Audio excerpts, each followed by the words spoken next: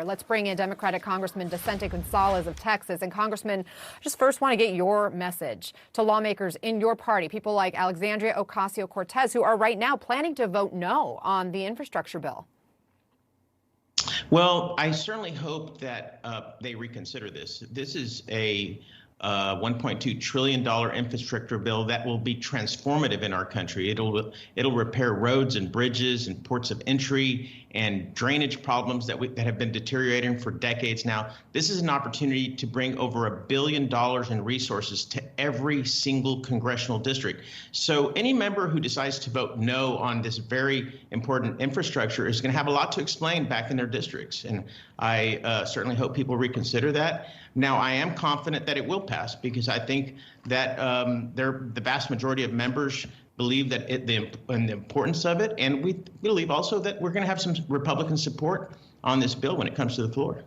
In order, though, to get what progressives want via the reconciliation bill, Democrats need Senators Joe Manchin and Kyrsten Sinema on board, as Manu was discussing. The president's meeting with them today. But take a listen to what Congresswoman Ilhan Omar said about these two Democratic holdouts in the Senate.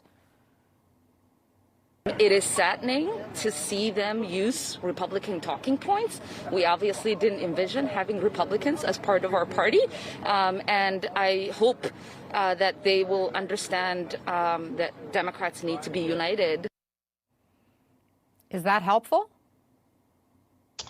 Well, I'm not sure if it's helpful, but the Democratic Party is a big tent, and we have a lot of different points of view, which is good for America. I think we debate things thoroughly, and there's this just part of the deliberation that goes into getting the bill to the floor, getting it passed, and getting it to the president's desk.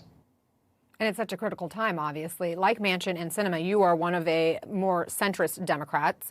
Unlike those two, you're supporting the bigger economic package, what has been described as the $3.5 trillion bill, although we know that number could still change. So as the president meets with Manchin and with Sinema today, what does he need to say to them to get them on board with the bigger package?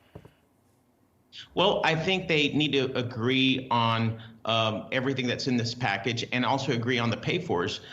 For example, many moderates, as myself, I'm not so concerned with the price tag as I am on the pay-fors. We want to make sure that any taxation is fair and just and across the board, and that we don't in any way punitively tax one particular industry, for example, the oil and gas or the energy industry in Texas or anyone else in this country. We need to make sure that it's fair and balanced. But at the same time, we do need to pass both the infrastructure and reconciliation. This reconciliation bill, as the infrastructure, is going to bring 2 million jobs to the country. It's going to improve economies across the country. It's going to give, for the first time in history, our seniors will have dental and hearing and vision care. For the first time in history, we will be negotiating, Medicare will be negotiating with pharmaceutical companies to assure that our senior citizens in this country have reasonable pharmaceutical pricing.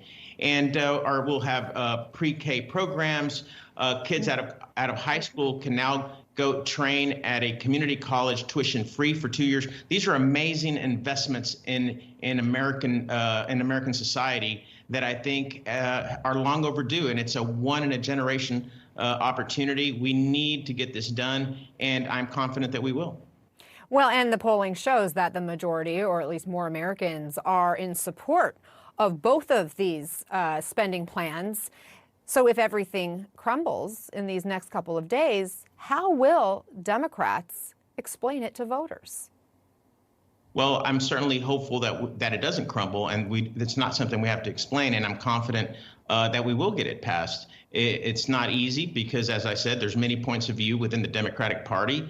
But at the end of the day, we are working to do what's right for the American people. We're working to get people back to work, to get our infrastructure up to par. If you travel around the world and come back to the United States, sometimes you feel that we're falling behind to Western Europe or Asia or other places around the world. We need to have cutting-edge, first-class infrastructure in this country, and this is going to not only create 2 million jobs while doing it, it's going to improve our infrastructure and bring us up to the standard that we should be. And this reconciliation is going to be so helpful in so many areas of American society, and I'm fully confident that we will get both of them passed. This is just part of the deliberation that goes into it.